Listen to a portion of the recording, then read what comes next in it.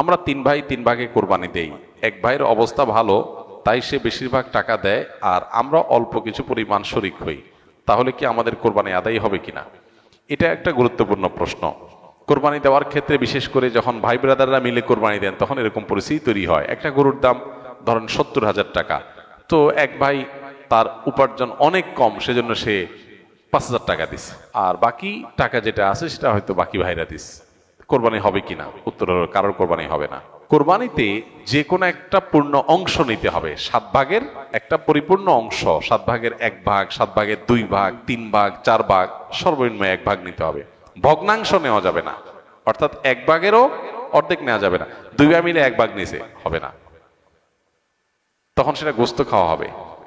পশু জবাই হয়ে গেছে সহি পদ্ধতিতে, গোস্ত খাওয়া হবে, কিন্তু কোরবানি হবে না। কোরবানি বিশুদ্ধ হইতে হলে প্রত্যেককে পূর্ণাঙ্গ একটা ভাগ নিতে হবে। হ্যাঁ, এখন এমন হতে পারে যে এক ভাইকে আল্লাহ আর্থিক সচ্ছলতা দিয়েছেন, বাকিদেরকে দেন নাই, তো কি হবে?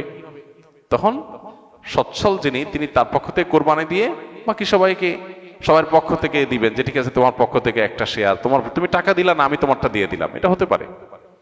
অথবা আরেকটা হতে পারে যে ঠিক আছে তুমি অল্প টাকা কামাই করছো, মাত্র 5,000 টাকা আছে, তুমি টাকা না দিলে তোমার কাছে ভালো লাগতেছে না, তুমি টাকা দিলে তোমার কাছে খুশি হবে, তো সেক্ষেত্রে 5,000 টাকা তুমি আমাকে দিয়ে দাও, এটা কোরবানির শেয়ার না। আমি কোরবানিতে এটা লাগাবো সেটা ভিন্ন বিষয়, বাট তুমি শেয়ার হিসাবে দিলে না, এটা হতে পারে। প্রবাসীরা অনেকে একটা কাজ করে, বিশেষ করে মিডিল ইস্টে যারা থাকে, অনেক প্রবাসীরা কোরবানি ঈদের দিন নিজেরা একটা ছাগল জবাই করে, তো রুমে 5 জন থাকে, এখন 5 জন মিলে একটা ছাগল জবাই করলে ওই ছাগলের টাকা তারা ভাগ করে। এই যে এক ছাগলে কয়জন শরিক হইতে পারবে, কয়জন কোরবানি দিতে পারবে? একজন, ভগ্নাংশ দেওয়া যাবে না। তাহলে একজন কোরবানি দিলে রুমের যে কোনো একজন কোরবানি দিবে, তো বাকি 4 জন তারা কি বসে বসে খাবে? গোস্ত তো সবাই খাবে, তো এই জন্য তারা 5 জন মিলে ভাগ করে টাকা দেয়। এখানে কারোরই আসলে কোরবানি হবে না, জবাই করা হবে, পশুর গোস্ত খাওয়া হালাল হবে, কিন্তু কোরবানি হবে না।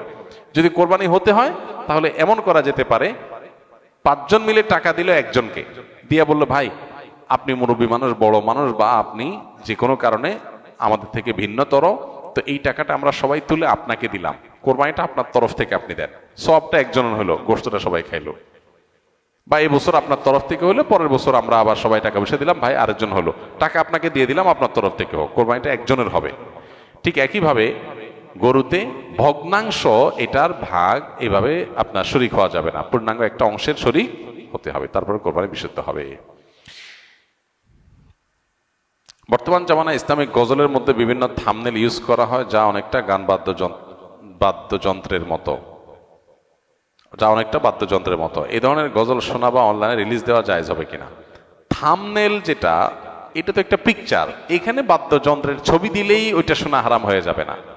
যদি ইসলামী গজল বা গানের কথাগুলোর ব্যাকগ্রাউন্ড সাউন্ডের মধ্যে যদি কোনো মিউজিক থাকে, মিউজিক বাজে সূক্ষ্মভাবে, তাহলে সেটা শোনা না জায়েজ, গুনাহ, শোনা যাবে না।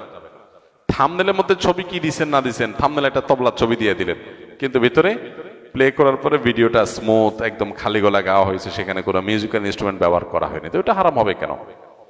মিউজিক শোনা হারাম, মিউজিকের ছবি দেখা কি না, দেখলে হারাম হবে না।